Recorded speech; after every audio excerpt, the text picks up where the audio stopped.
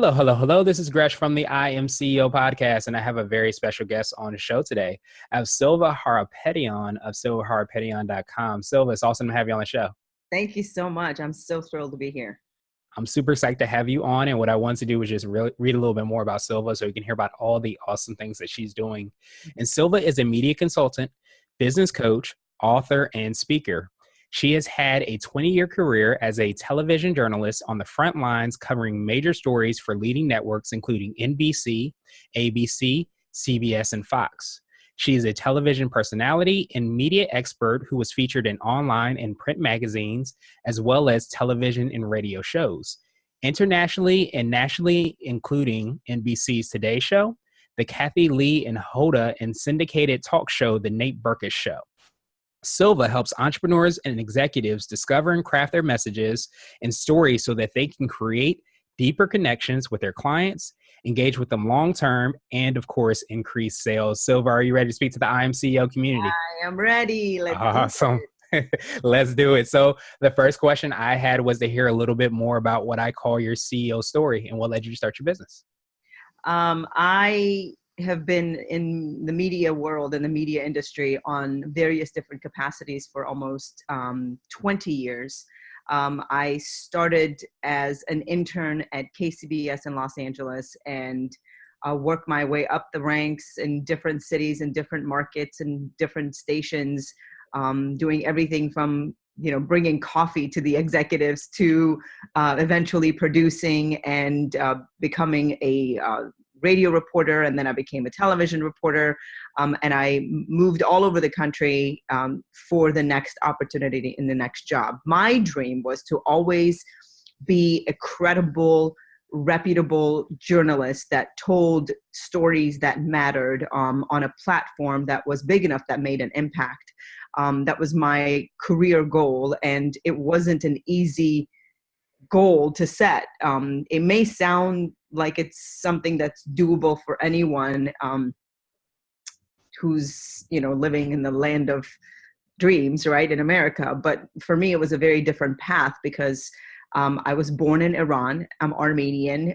We fled the country because we were Christian Armenians. So we fled religious and political persecution, escaped to Germany, lived in Germany for 2 years, learned the language in Germany when I was 14 years old, so already through my teenage years, and then got to the United States when I was 16 years old. So in high school at 16, learning English, learning everything about the culture, learning about just the simple things that sometimes we take for granted, like what is student government, like what is community service, what are extracurricular activities and why do they matter, what is an AP class versus a regular class, all of this stuff I had to figure out, and I had to learn on my own, and I had to do it very quickly because I didn't have time. I was already a sophomore in high school, and one of the things that I took very personally was my parents sacrificed and left everything they worked for and everything they had in another country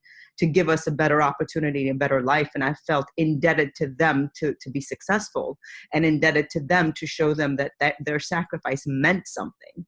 So for me, I took education very seriously. I took the power of my voice very seriously. Also, the desire to be a journalist came from the fact that I grew up in Iran, where women have no voice, they're considered property, everything is censored. So to be in a country where you have all of these opportunities at your fingertips, I just felt like I owed it to them and every other parent that sacrifices and makes that kind of change to maximize every opportunity that came my way. So essentially, I graduated using textbooks and tutors and dictionaries, and figured out how to go to college, and didn't get to the college that I really wanted to because my SAT scores were terrible, and then eventually figured out how to work at nights and go to school in community college, eventually transferred and got a degree, again, with a lot of help and a lot of hard work. And once I did an internship at KCBS, I realized I really loved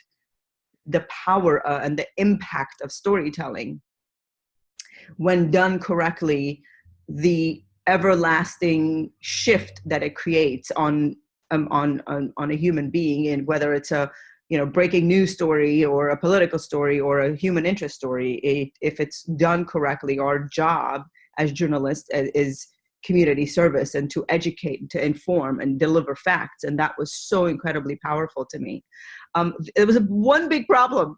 I wanted to be a television journalist, and I kind of sounded like this because, like I was a foreigner, and I certainly didn't look like this. I looked like a foreigner, like I started making videotapes, which is really a resume tape for anyone who wants to be a journalist. And I started sending it out to people, to executives and TV executives. And I have a pile of rejection letters that I still keep as a reminder. But when I wouldn't get anybody to respond, I was like, okay, what is wrong with this tape? Why isn't anybody hiring me? I'm willing to go anywhere and do anything. Finally, somebody on the phone said, you kind of sound foreign. To want to be a television reporter, that's kind of a little, lacks a little common sense. And I was like, what do you mean I sound foreign? I sound fine. So, and realizing that, it was a journey, right? So I learned how to refine my accent. I learned how to refine my look in order to sort of not fit in and not be, the cookie cutter, but to be refined enough that it would not be distracting and that I would be able to pursue the career I wanted to. So in doing so and working all over the country for 20 years, I also realized that there was a lot of really powerful stories that were not getting coverage in the traditional media landscape. And that's for various different reasons. Sometimes there isn't enough time. Sometimes other things come into play that are more important sometimes. So there was a lot of other elements to why, a lot of other important stories sort of fall through the cracks. But one of the things I noticed is that there were really great people in the community doing some really awesome things and impactful things, and they just weren't getting coverage. And the reason is because, one, they weren't trying, and two, when they were trying, they weren't doing it correctly. So their efforts just kind of went unnoticed. And then when an organization or a company tries multiple times and they get nothing, they stop. And I saw a need in that market to use the skills from the insider perspective of being in the media and knowing what they look for and understanding how it all works, and bridging that knowledge gap between my expertise and my knowledge of what I know from the inside, and bring it to the people that want that kind of coverage, that deserve that kind of coverage, that deserve to be part of the conversation. So that's where my business was born. And mostly I do speaking opportunities where I teach large audiences how to do that, the power of the media, the power of storytelling, how to look at their business, how to look at their organization in order for them to be able to think the way the media thinks, so that they can position themselves to have a better chance of being part of the conversation and promoting what they do and the impact that they make. So that's how my business was born, and that's how I became the CEO of my company.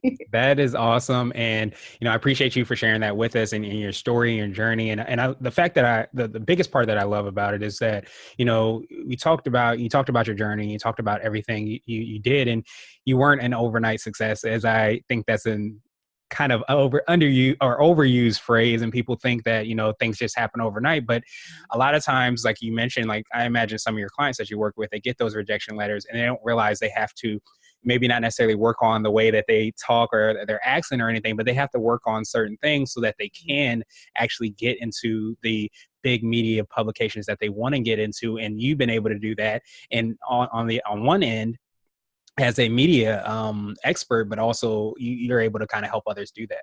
Yeah. And essentially, there was a moment in my career, and, honestly, I talk about that's how I became a CEO, and this business has been evolving, right? I've had it for 11 years. So I've had a business on the side working on my business plan and the types of clients I want to work with and how I can best serve them for 11 years. And anyone who has a business knows that it's a living, breathing, dynamic thing, and it evolves in the services you provide and the clients you work with. And so, and until you get really clear on what it is that where your zone of genius is and how you can really maximize that for clients and the types of clients that are going to see the most amount of value in working with you, right? So there's, at least this is how I work. I don't see a point in working with a client and collecting their money and them not seeing any kind of improvement or any kind of result. So my goal here was to kind of explain to people how the media works from the inside, because when you know how the system works, then you know how to position yourself to fit in within the system. And sometimes it's not that what you have isn't good enough, and it's not that what you're doing isn't right. Sometimes it's just timing. Sometimes it's just the right person. Sometimes it's just, one sentence that you write on the bottom of the news release that needs to be on top of the news release. It's sometimes it's your image, what someone like me as a journalist who has to put their reputation on the line in order to give you coverage. I have to do my homework. So it's about credibility. It's about positioning. It's about, do you do what you say you're going to do? Are you who you really say you are? So all of those things, come into play, and being able to bring that knowledge to entrepreneurs and executives and give them a completely different perspective on, listen, you're not getting what you're looking for, and not just in the media, but maybe even in your marketing, and maybe even in your business and the kind of clients you want, because your messaging is off or your presentation is off. And these are the things that you're not looking at or seeing. And 90% of really publicity and getting in front of people and being in front of mass audiences is being ready. The last 1% is the launch, right? It's like, launching a rocket. You work and work and work and work and you get ready. And then the launch is that 1 minute. It's that booking and that opportunity. But that getting ready part is an extensive process. And sometimes with clients, it's one session. Sometimes it's 5 sessions. Sometimes it's a social media audit. Sometimes it's revamping things. So different people need different things, but I just think it's important to help people who have impactful messages to position themselves in the most optimum way in order for them to get in front of as many people as possible, and not just the media, but as many people as possible. And if I can do that, then I've Absolutely, absolutely. And you've definitely been able to do that for yourself, and you're doing it for clients as well too. So it's definitely, great to hear how you've been able to help clients and some of the things that you feel like set you apart. Now, I was going to ask you for your secret sauce. You might have already touched on that. Do you feel like that's what sets you apart and makes you unique? My secret sauce. Mm-hmm. My secret sauce is my life and my history, right? So everything that I've learned is a skill from the media perspective. Everything I've done is a skill from the media perspective. So anyone who's worked in media can probably give you some or all of the insider tools that you need or perspective to get to where you want to go. But not everybody can see the story from the perspective I can see it. And that's because of my life, of my background, of where I come from. It's the things that I look for. It's the moments I look for. To me, human connection is incredibly important. I think, marketing is very much like music. If you do it right, it doesn't matter what language it is and where in the world it's played, it creates connection, right? So if you can figure out a way to develop a message and develop a story around your business and your product and your service that resonates in a human way, that is the most powerful marketing you will ever do. It's not about the features of your product. It's not about the benefits of your service. It's not about your credibility. It's about that human connection. And I am able to find that nugget in everything and everyone, because I did it for 20 years in television. I've covered every type of story and every type of business and every type of setting. I have a knack for that. Part of it is skill, part of it is instinct, part of it is just, human compassion and being who I am. So, that's the secret sauce. And I think if anyone is listening, is any kind of powerful takeaway, is that, if you're looking to market your business or yourself or your brand, if your marketing doesn't have a heartbeat, if it doesn't have the human element, that's probably where you're failing. That's probably where your attention should be. And if you can't figure out where that is, find me or find someone like me who can point out where it is. Because I think too many people try to study too many things online and implement what's online that's worked for other people, and they assume that it's just going to work for them. When I'm here to tell you that the only thing that works is human connection, and the only thing that works is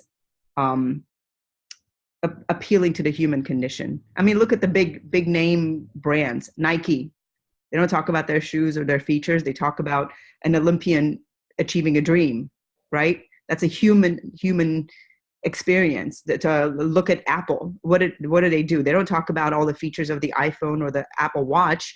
They talk about how human connections are made based using their devices. So when you think about creating messaging and marketing and stories and content around what you're doing, ask yourself, is this a human experience?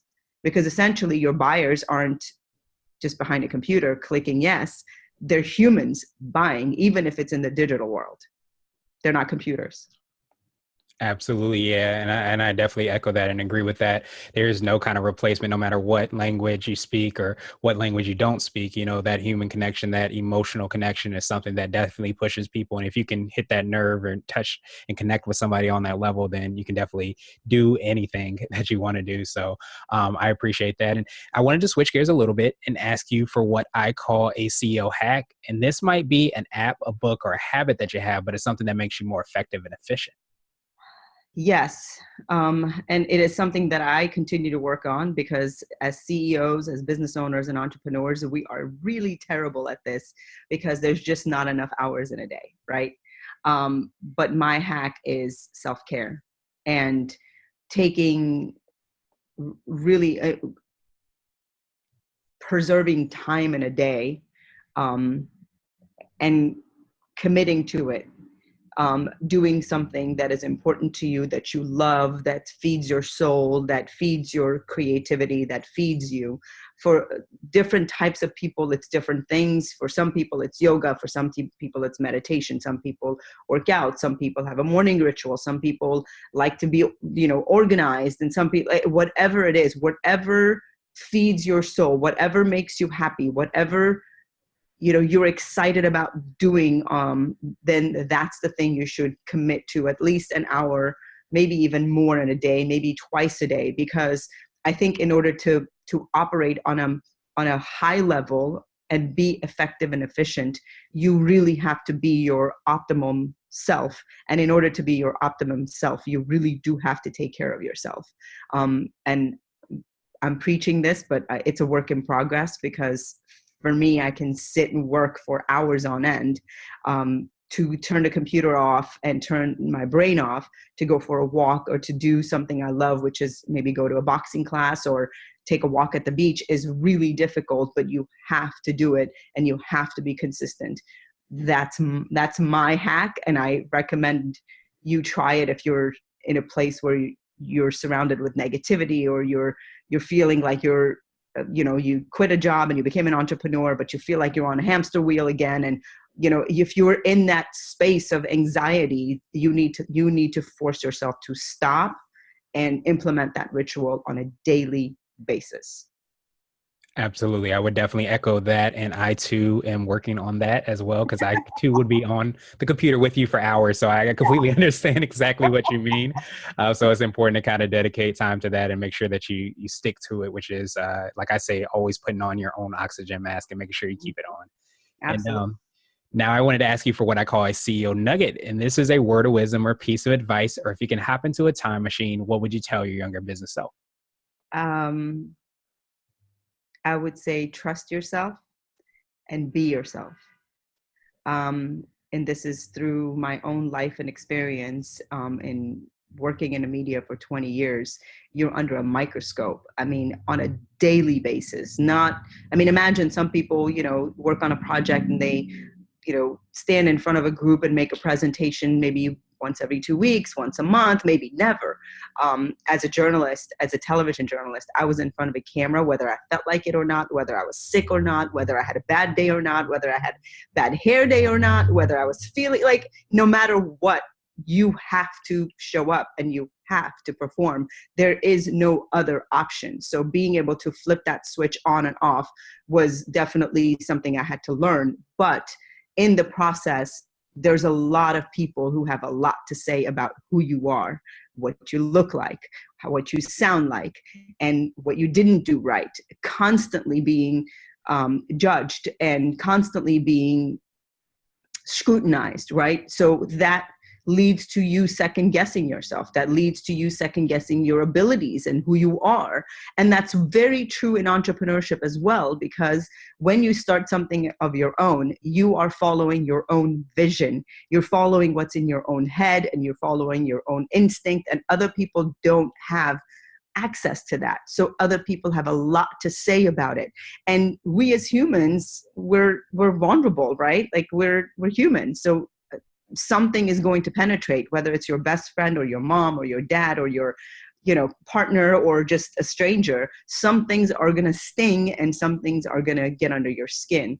I would say I wish I had been more of myself, and I wish I hadn't watered myself down, and I wish I hadn't second guessed myself in the process that I was in. And I'm glad that I did, because I'm here. So I don't regret any of that. But if I had to give anyone any advice, I'd say believe in what you believe in, trust in yourself and trust your instinct, and follow yourself. Be you, because there is no one else but you.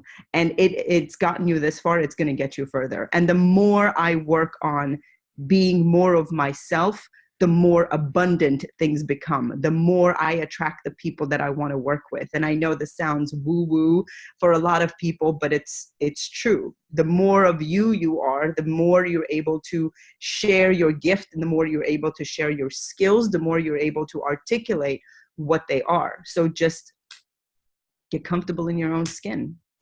It's hard to do, but do whatever you have to do, set whatever environment you have to set for yourself, get whatever coach you need to get to, do whatever mind trick you have to do in order for you to be full of yourself, and not in a negative way, but just be you. Yeah, I absolutely love that, and definitely be you, because what they say, everybody else is taken and Yeah. you're not taken. So you have to be yourself in order to kind of have that light shine, and for you to show what you're put here on this earth, I believe, at least to do. So I appreciate you for doing that, and appreciate you for sharing that with us as well. And now I want to ask you my absolute favorite question, which is the definition of what it means to be a CEO. And we're hoping to have different quote unquote CEOs on the show. So Silva, I wanted to ask you, what does being a CEO mean to you?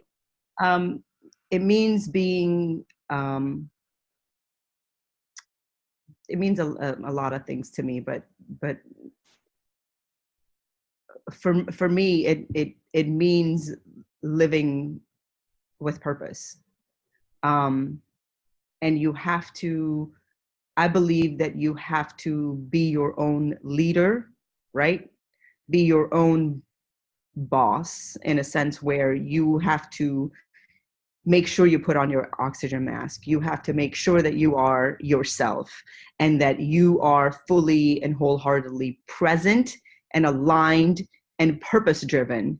And in order for you to make the impact that you want to make, and for those of you who are in business, we know we can't have a business without making money, for you to be able to make the kind of money you want to make.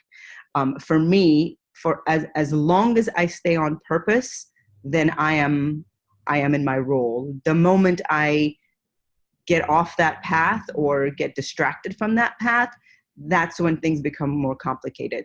So for me, being a CEO is really being on purpose and leading by example. Absolutely. I love that definition and that reminder, and everything that you said is like right in alignment. So that's the part that I love the most. So Silva, I truly appreciate you for taking some time out. What I want to do is pass you the mic just to see if there's anything additional you want to let our readers and our listeners know. And then of course, how best they can get a hold of you. Yeah. So one of the things I want to talk about is reinvention, right? So we didn't really touch on this, but anyone who's interested, you can check out my YouTube page. You can check out my website. I have reinvented myself multiple times in my life, in my career, and uncertainty and chaos are my best friend, right? Because that's what I grew up in. That's what I know. That's where I'm most comfortable. It's probably the reason I chose news and media and broadcast, because I thrived in that chaotic environment, right? But while that was my goal, and I thought that was my purpose, there came a time where I felt like my purpose was greater than what I was doing. So that's when I really invested in my business and grew the business. And last March, I decided that I wanted to leave the broadcast world. So I jumped. I quit my job as a television reporter in Miami, and I decided to invest fully and jump fully into my business and be a full-time entrepreneur. And being the storyteller that I am, I created documentary. There are docuseries, they're short 10-minute pieces about the journey of reinvention, about the journey of going from being a journalist, having a full-time job, to becoming a full-time entrepreneur, and all of the obstacles that we see. Because I think what we see online a lot of times on social media is kind of like the overnight success, right? We see the final result. And sometimes people talk about the process that happened that got them to this point. But I found myself in a position to capture all of that in real time and talk about how shit hits the fan sometimes. Can I cuss? I forgot to ask. Absolutely. Cuss in the real world, we can cuss here. And how sometimes believing in something, it really leads to some great opportunity that you didn't even think about. Sometimes partnering with someone leads to the horrible idea. Like I wanted to capture all of that in real time and kind of tell people that it's okay. It's okay to feel scared. It's okay to feel like you don't know what you're doing. It's okay, even though you might be making, 6 figures, 7 figures, 8 figures. Every single entrepreneur who's been successful will tell you they figured it out in the process. And I wanted to capture that journey. So my docuseries is on my YouTube page. I would love for you guys to watch it. Leave me a comment, subscribe, give me some love, share it with someone if it resonates with you. This is totally strings attached. I'm not selling anything. I'm not asking for anything. This was my own contribution to the community of entrepreneurs and people who find themselves at a fork in a road. And even if you're not an entrepreneur, if you're at a fork in a road with your family and you don't know if you want to quit a job, you don't know if you want to get a divorce, you don't know, this speaks to everyone because it's about the human journey and human experience. I would love to get some love there. You can follow me on social media, Silva Harapetian, on all of the platforms. My website has a lot of information, and I give away a lot of content. I do free consulting for clients if you want to for 20 minutes. So if you think that you might need some help, no strings attached, send me an email, give me a call. I'm here to serve. And thank you. Thank you for this platform. This has been really amazing. Yes, this has been awesome. And I think you provided a tremendous amount of value. So I truly appreciate you. I appreciate everything that you're doing and being transparent and, telling your story and helping others to tell their story as well, too. And we'll have all those links in the show notes just so that anybody can follow up with you.